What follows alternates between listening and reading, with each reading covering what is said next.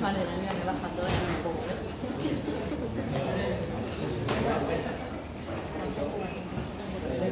Hello and welcome to the post-race press conference for the 2024 Misano E-Prix round 6. Joining us on stage is winner Antonio Felix Da Costa from Porsche, Oliver Rowland from Nissan and Jake Dennis from Andretti. Congratulations guys, that was one hell of a race. Very, very interesting, very entertaining. Quick word on the race from each of you before we get stuck individually. Antonio. Yeah, I think that was exactly what we expected, to be honest, but you can only foresee so much, you know. Every corner, every lap, every straight, you have to be completely on full alert to try and, you can't even anticipate but react to what other 22 guys decide to do that straight, that corner. So I think awareness is probably the key word of today, keeping the car clean, front wings in the car, and at the same time be efficient. So yeah, I mean, it went good for us today. Very easily can go wrong, but yeah, pleased with how we approached it and how we brought it home. Let's stay with you for now, actually, Antonio, because this was a huge result in a time where it was needed. You know, the energy efficiency of your driving, the car, of course, so strong today. It looks like you as well might have been the first to probably pull the trigger and start pushing, yet still finish with more energy than others. That is exactly what you need in a race like this. I thought the race was 2 laps longer. No, no, honestly, like, I was freestyling out there. Like, I was, obviously, as I said, you have a plan, and there was laps that they didn't really go to plan, but I guess it was the same for everyone. And obviously, we have a very efficient powertrain. I do believe, like, you know, we have something as good or better than some of our competitors. So, I knowing that, it allows me to obviously come and take a bit more risk.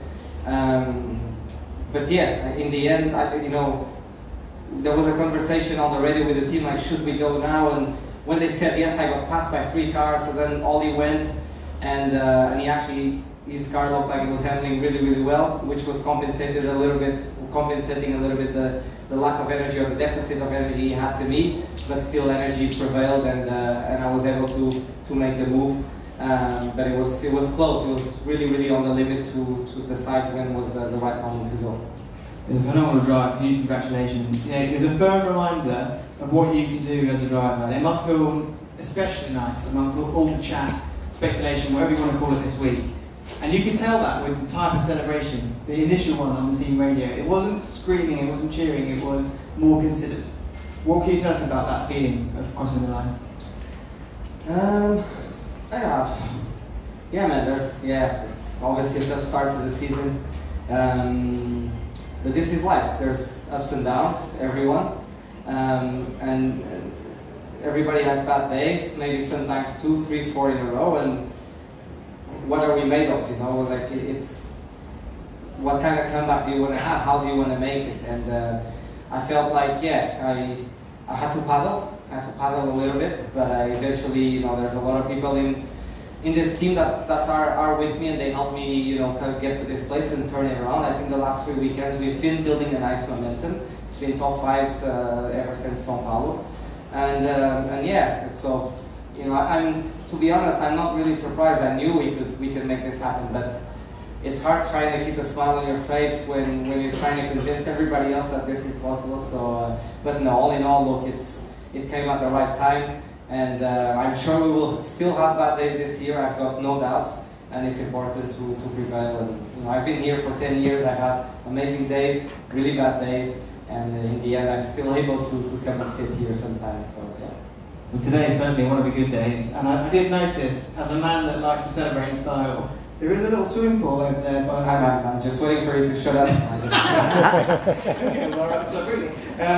Oliver Rowland, let's go to you, because this is now the 4th podium in a row. Such strong form and consistency this season, especially in one of the most energy-sensitive races of the season.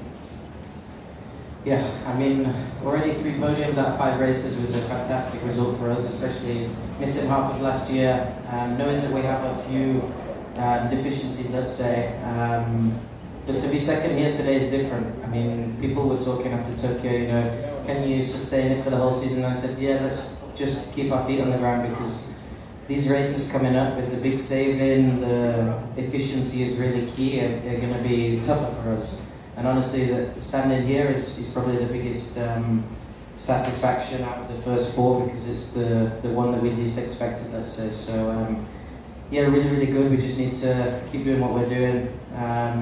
It's nice to be here at the moment. I think, like Antonio said, you go through bad bits and good bits. I certainly had my fair share of that over the last couple of years, but yeah, I'm enjoying where I am at the moment.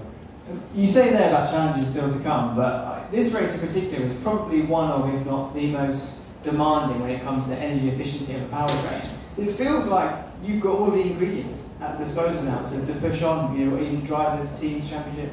Yeah, I mean, before I was arguing and saying no, we need to just stay calm because it's 3 races and it's not the biggest ones. But yeah, it's true, we performed today. If we can keep doing our job and just focus race by race, there's a belief that maybe, you know, we can start to consistently be there, and who knows by the end of the year. Well, you told me earlier that you only had an hour's sleep yesterday, so I just think what you can do tomorrow with the full 8. Hopefully I get some sleep tonight. Yeah. Bring your daughter to work day. Exactly. That's adorable. Jake, finally over to you. Back-to-back podium now. Very, very, very well managed to take your chances where they came in a very hectic race. What's your point of view? Yeah, I'm always feeling pretty Did you break confident. your front wing? Just the paint. I always broke in the pit lane, but... He hasn't broken the front wing since Gen 3. That's impressive. Wow. This is Wow. really? Yeah. This is true fact. I'm finished with one. Yeah, just the paint has gone on this one. Maybe from Oliver.